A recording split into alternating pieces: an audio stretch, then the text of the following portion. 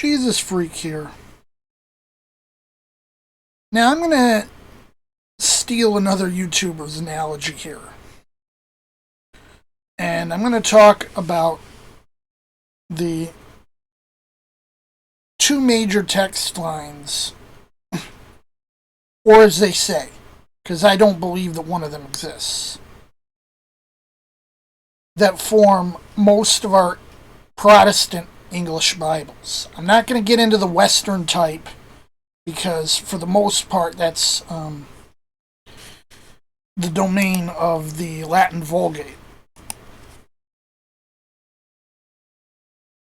And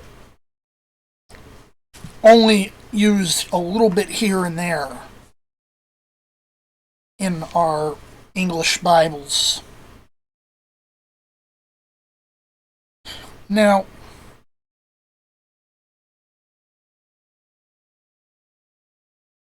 in 1881, a group mainly composed of two important names. I believe there were others, but for the most part it was Brooke Westcott and Fenton Hort. Threw a grenade into the church, so to speak. That grenade was their reconstructed New Testament text. I mean, what was there to reconstruct? We had a solid text.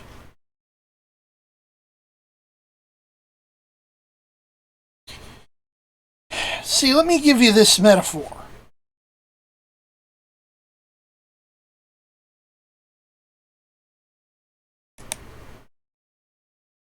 This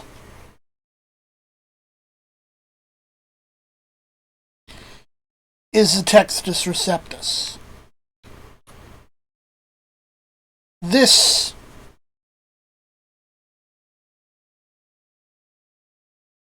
is the current critical text, as we call it. I like to call it the skeptical text. Because, they say it's critical in the sense of, critical edition. But I think it's critical in the sense that they want to do damage to it. Now, I'm using the metaphor, obviously, of a piece of cheddar cheese, a piece of Swiss cheese. They're both cheese. They're both relatively healthy. And they'll both make a really good grilled cheese sandwich. Grilled ham and cheese sandwich like I had for lunch. You notice something about this, though?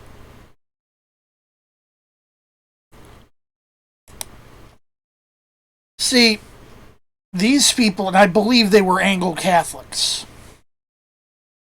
they pledge their allegiance to England, but their doctrines are from Rome. Now, they took our Holy Bible and replaced it, Holey Bible, and replaced it with a Holy, Holey Bible. They had this idea that there was some pre-established text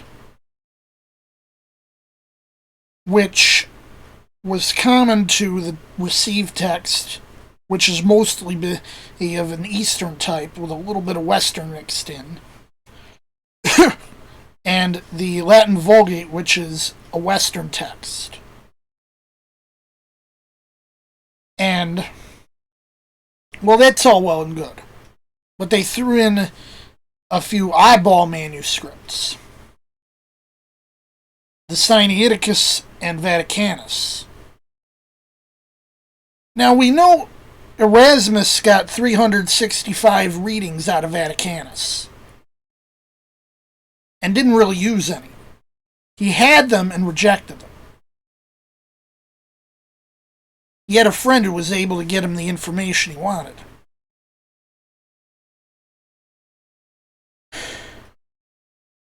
He chose not to use Vaticanus.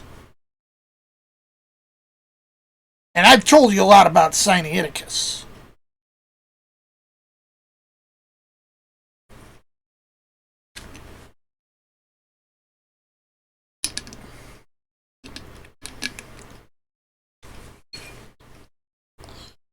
But these were wayward texts. These weren't by any means the standard text.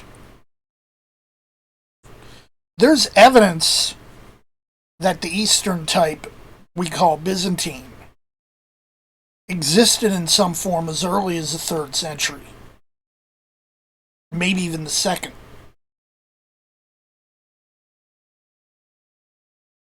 So don't give me that Alexandrian older text stuff, because it's false. And anyone who's an honest scholar has pretty much rejected the theories of Westcott and Hort.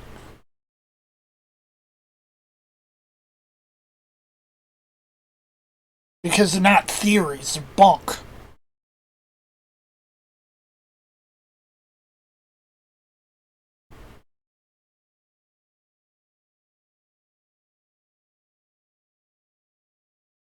See, just like cheddar cheese and Swiss cheese are both cheese, the critical text and the received text are both the New Testament. But one's going to be more substantial than the other. You might be able to make use of either one.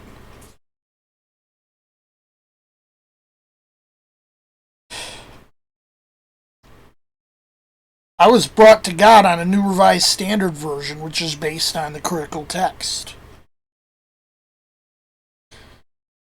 And a little help from the New International Version, also based on the critical text. My uncles were preachers that used the NASB, again, critical text.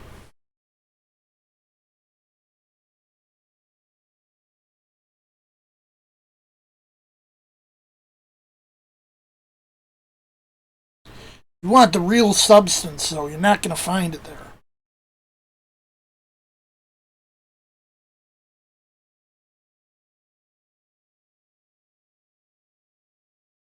You'll find it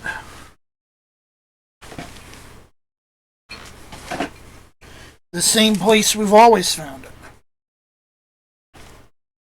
In the Textus Receptus. The Byzantine text has a few issues of its own, but, I'd trust Robinson Pierpont or Hodges Farstad over Nestle Aland or Westcott and Hort any day. There's far fewer issues. Anyway, Jesus freak out.